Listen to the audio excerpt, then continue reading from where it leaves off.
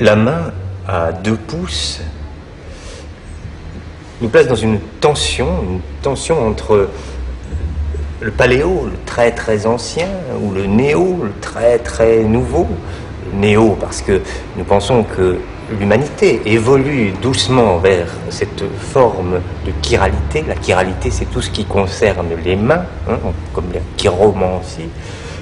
Et le paléo, parce que nous avons des raisons de croire que jadis, dans des temps très reculés, la main de l'homo non encore sapiens pouvait être dotée de 2 pouces. Alors bien sûr, nous n'avons pas de fossiles pour nous montrer des mains à 2 pouces, mais il y a assez d'indices dans les mains actuelles, notamment dans les os du carpe. Nous en avons 8. C'est un peu surnuméraire. Il est vraisemblable que ce sont des résidus qui devaient servir de support à ce pouce supplémentaire. Bon, ça c'est un indice possible que l'on trouve dans l'anatomie humaine, mais il y a d'autres indices qui ne sont pas d'ordre paléontologique, et pour le faire voir, je vais compter sur ces doigts. 1, 2, 3, 4, 5, 6, 7, 8, 9, 10, 11 et 12. Nous arrivons donc à 12. Alors nous avons compté sur nos doigts, ce qui est une activité fondamentale de l'humanité. D'ailleurs, en latin, digitus, qui dit doigt en français, donne le digit en anglais, ce qui signifie le chiffre. Il s'agit bien de compter et de doigts. Or, nous sommes arrivés à 12. Et comme chacun sait, 12 est une base de calcul fondamentale dans toute l'histoire de l'humanité. Pensons par exemple au calendrier, les 12 mois de l'année, ce n'est pas un nombre innocent.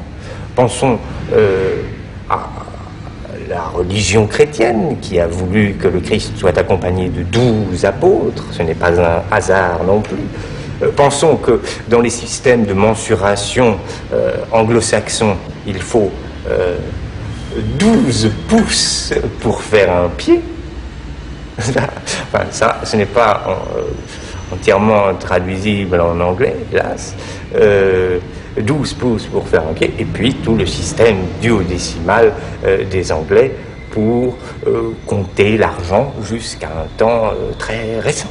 Alors, pourquoi 12 est-il si intéressant et plus intéressant que 10 par exemple? Bon, 10 c'est relativement récent, il doit correspondre aux 10 doigts de la main actuelle, mais 10 ne contient que 2 facteurs, 2 et 5, 12 en contient beaucoup plus, enfin, ce qui facilite le calcul, hein. Il y a 6, 3, 2 et 4, ce qui est quand même beaucoup plus puissant pour le calcul, donc la base 12 est meilleure. Alors voilà, nous avons donc un indice ici, grâce à la duodécimalité, si je puis me permettre ce petit néologisme, un indice qu'il y a dû avoir dans le passé humain des mains à 6 doigts et 2 pouces. C'est cet indice-là. Alors, nous avons été dans le néo avec l'évolution actuelle, dans le paléo avec les indices de ce que devait être la main à 6 pouces, et nous sommes tout d'un coup plongés dans le présent, et même dans la politique présente d'un État actuel, puisque l'Angleterre, à mon avis, un peu hâtivement s'est libéré du système duodécimal en ce qui concerne le comptage de l'argent. Je dis un peu hâtivement, car nous venons de voir que le système duodécimal est celui auquel l'humanité est appelée à revenir.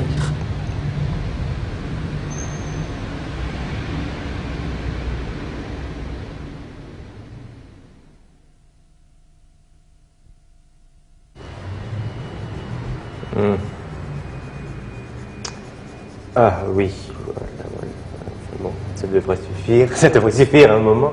Donc, enfin ça c'est pour plus tard. C'est pour plus tard. Là, je vais reprendre notre levier. Vous savez que notre levier c'est la main à 2 pouces, la main avec 4 doigts médians et ses 2 pouces. Donc ce levier, à quoi nous sert-il? Qu'est-ce qu'il nous sert à lever? Eh bien, il nous sert à lever des questions. Il nous sert à lever des questions, car grâce à cette hypothèse de la main à 2 pouces, nous pouvons envisager la plupart des questions importantes de la science d'aujourd'hui, les questions de symétrie, toujours retenir que les questions de symétrie sont fondamentales pour qui veut faire une anthropologie qui ne soit pas une anthropologie de bas étage, les questions de symétrie, mais aussi, et c'est ici que je voulais en venir, les questions de neurologie. Alors, excusez-moi, mais il va bien falloir en passer par des tartes à la crème. Je vais vous donner 2 tartes à la crème. La première tarte à la crème à laquelle vous avez droit, c'est évidemment ce que l'on répète à gauche et à droite, à savoir que le langage d'une part et la main de l'autre occupent une place énorme du cerveau. Et c'est la vérité, pour les gens, c'est beaucoup moins, pour le petit orteil et pour d'autres fonctions que je ne nommerai pas, c'est beaucoup moins que pour la langue et la main. Deuxième tarte à la crème, là, je vous ai fait très sommairement un cerveau, c'est qu'il y a 2 hémisphères et que ces 2 hémisphères qui sont grosso modo symétriques ont des fonctions différentes, qu'il y a des localisations dans ces 2 hémisphères et qu'elles forment une sorte de chiasme. Je vous rappelle donc, excusez-moi, il faut bien en passer par là, par le fait que, ici, je vous dessine une main gauche, très sommairement comme il se doit, une main droite de l'autre côté, je répète, c'est très sommairement, et on voit c'est évidemment l'hémisphère droit qui préside au fonctionnement de la gauche, l'hémisphère gauche au fonctionnement de la droite, et de même, dit-on, l'hémisphère gauche est spécialisé dans les fonctions symboliques, le langage, les mathématiques, etc., tandis que l'hémisphère droit, c'est plutôt l'hémisphère des artistes, pour les appeler par leur nom, c'est-à-dire des formes, de la musique, de la reconnaissance, de la couleur, des visages, etc., etc. Bon, ça c'est la base, langage, la main, l'inversion, etc. Maintenant, revenons à notre levier, et avec lui, nous allons essayer de relever le défi que nous pose la spécialisation des hémisphères cérébraux, et avec la main à 6 pouces, nous allons nous poser les questions de ce qu'il advient de la spécialisation des hémisphères cérébraux avec notre main à 2 pouces, pardon, et non pas 6 doigts, 4 doigts médians et les 2 pouces, et on voit que les problèmes sont complètement différents, puisqu'il n'y a plus de gauche et de droite, et qu'il y a symétrie à l'intérieur même d'une seule main. Alors, quelle va être la solution du cerveau? C'est une solution qui passe par ce qu'on appelle les commissures. Les commissures, ce sont ces petits filaments qui relient les 2 hémisphères du cerveau. Il y en a un très grand nombre qui viennent irriguer le cerveau, mais les plus nombreux et les plus connus sont évidemment ceux qui forment, je vais le dessiner tout de suite d'ailleurs, ceux qui forment le corpus callosum. Le corpus callosum qui est là à la jointure entre les 2 hémisphères et qui permet qu'il y ait une correspondance entre les 2, autrement on n'en sortirait évidemment pas, mais alors avec la main à 6 doigts et 2 pouces, je les numérote ici, il va de soi que le rôle de ces filaments, le rôle de ces commissures, le rôle de ce corpus callosum va devenir énorme, puisque toutes les spécialisations gauche-droite vont se retrouver à l'intérieur d'une seule main avec ces 2 pouces. Et donc, on va assister à un déploiement du corpus callosum sur la calotte cérébrale, sur la calotte à l'intérieur du crâne, sur la calotte crânienne, de manière à pouvoir irriguer intégralement tout ce réseau cellulaire que constitue notre matière grise, et ainsi les spécialisations seront recouvertes les unes par les autres d'une manière quasiment holographique.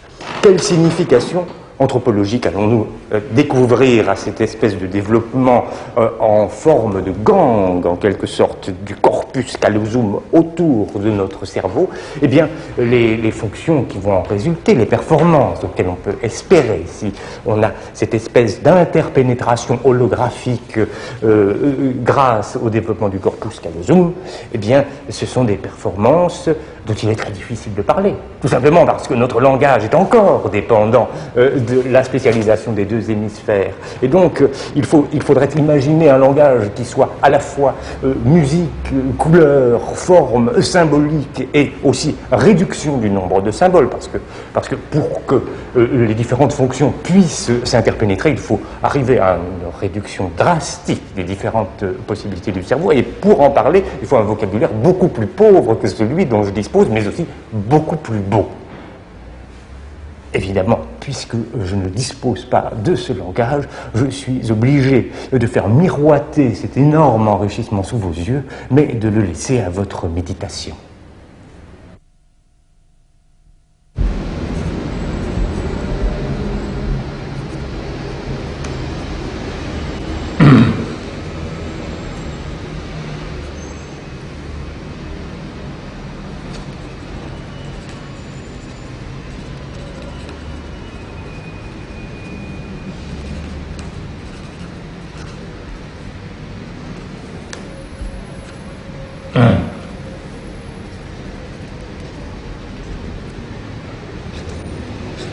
Oui, il est assez difficile d'écrire et de parler en même temps. C'est un exercice que je vous invite à faire si vous... Enfin, c'est assez difficile, donc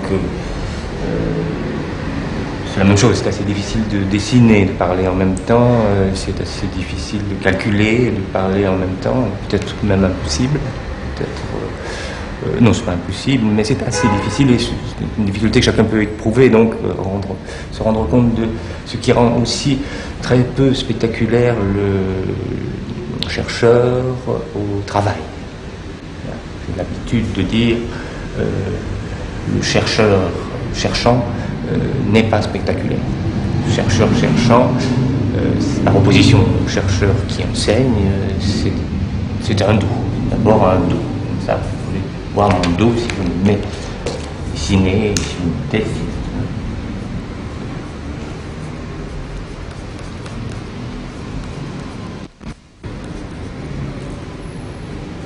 Voilà, ça c'est un... Ça si je fais... Enfin oui, je peux continuer. Là je suis en train de faire... c'est dans le cadre de la suite de ma recherche dans... Chacun a sa petite cuisine dans la recherche, hein, et moi j'appelle ça ma phase cascade. Donc on est monté assez haut avec la main à 6 pouces. Maintenant il faut redescendre, agencer divers obstacles à la redescente pour ne pas que ça se casse la figure. Donc moi je m'aide avec des concepts auxiliaires, des Hilf concepts, comme je les appelle dans ma petite cuisine. Et voilà, c'est évidemment pas spectaculaire. La main à 2 pouces non plus n'est pas spectaculaire, pour m'en parler, dans le sens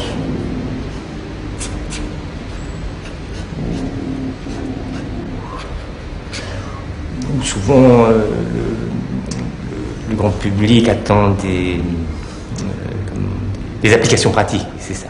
Bon, alors c'est pas très spectaculaire, parce que des applications pratiques, qu'est-ce que ça peut être? Je sais pas moi, est-ce qu'on tire mieux à l'arc si on a une main à 2 pouces avec 6 doigts? C'est possible, mais ça ne fait évidemment pas l'objet de nos études. Beaucoup plus tard, on pourra se pencher sur ce genre de questions. Mais il y a aussi des gestes qui sont plus difficiles à accomplir, certainement. Par exemple, tenir un objet.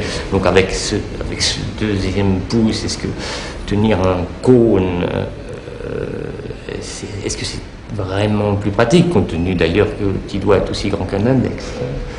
Alors, un cône, une crème glacée, demandera comment le grand public mange-t-il sa crème glacée avec une main à 2 pouces? Très difficile de répondre à ce genre de questions, très difficile.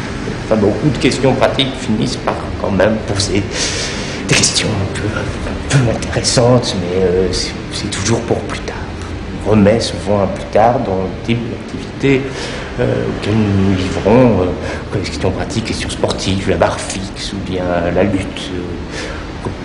Comment est-ce qu'on étrangle? Voilà. Ça, c'est une question. C'est une question difficile, d'ailleurs. Comment est-ce qu'on étrangle avec une main à 2 pouces? Parce que on voit tout de suite que les 2 pouces, ça donne une force nettement plus grande pour la strangulation. Mais ça pose un des problèmes cruciaux la fonctionnalité de la main de pouce, qui est plus grande pour certains domaines, parce que où est-ce qu'on va mettre les quatre doigts médians, hein. D'ailleurs, on ne sait même pas comment ils s'appellent encore, ces quatre doigts médians, ils ont un numéro. Donc on peut imaginer une strangulation en deux temps qui commencerait par un uppercut donné par les quatre doigts médians, suivi de la strangulation par les deux pouces. Ça fait partie des questions pratiques qui, comme quelquefois, mènent à d'autres hypothèses plus abstraites et très intéressantes. Parce que ce n'est pas évident de se livrer à une strangulation si on ne sait pas très bien où ranger les quatre doigts médians. C'est très compliqué. Donc il y a la solution, parce que la strangulation ne va pas disparaître de l'humanité avec la main à 6 pouces. Alors ces solutions sont celles qu'on peut trouver dans la pratique ou surtout par la réflexion.